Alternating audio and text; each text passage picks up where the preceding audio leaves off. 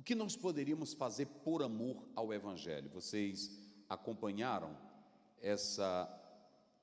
esse último versículo de Paulo, que ele diz no versículo, aliás, o 23, tudo faço por causa do Evangelho, com o fim de me tornar cooperador com ele. Diga comigo, tudo faço por causa do Evangelho. O que você estaria pronto a fazer por causa do Evangelho? Que tipo de liderança nós temos hoje que pode atentar para o Evangelho e dizer, eu quero fazer como Paulo fez? Quem de nós estaríamos prontos para fazermos o que Paulo fez? O interessante é que nós, quando atentamos para essa liderança de Paulo, eu me pergunto por que Paulo, no meio de todo um conflito existente na igreja de Corinto, ele gastou tempo para explicar no capítulo 9 e dentre outros capítulos da sua segunda carta, por que ele fez apologia do seu ministério. Por que Paulo defendeu a sua liderança? Por que Paulo gastou tempo para explicar no capítulo 9, para uma igreja problemática, por que ele foi falar da liderança dele como apóstolo? É interessante que nós podemos analisar aqui hoje, com vocês, que se eu não viver conforme o Evangelho, eu não terei a liderança espiritual. Se vocês pegarem todos os grandes últimos líderes que surgiram nos Estados Unidos, a maioria vieram formados na esteira da prosperidade, da confissão positiva, da grandeza e do poder.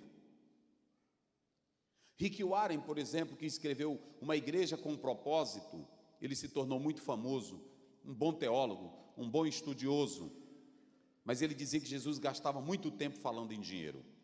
Vocês já ouviram que muitos líderes na atualidade dizem que Jesus falou mais no dinheiro do que no inferno? Qual seria o nosso lema de levar esse lado, de dizer que Jesus falava mais em dinheiro do que no inferno? Por que nós defendemos essa prioridade? Por que muitos escrevem sobre isso?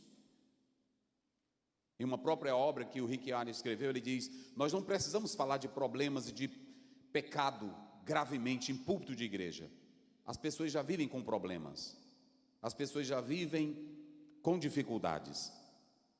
Vocês já observaram que nós vivemos uma geração que diz assim, eu não preciso trazer mensagem pesada para a igreja, mensagem de conserto, mensagem para chamar ao arrependimento. Nós já vivemos com muitos problemas, mas o teu problema não te salva. O teu problema não perdoa pecado. O teu problema não muda a tua vida errada. O que deve sair do altar é a palavra da boca de uma liderança que ama a palavra. Porque só a palavra tem um poder para arrancar o teu pecado. Ainda que nós tenhamos palavras bonitas, belas, agradáveis, ainda que nós tenhamos coach aqui no púlpito, ainda que nós tenhamos filósofo aqui no púlpito, nenhum deles consegue arrancar, chocar você com a palavra.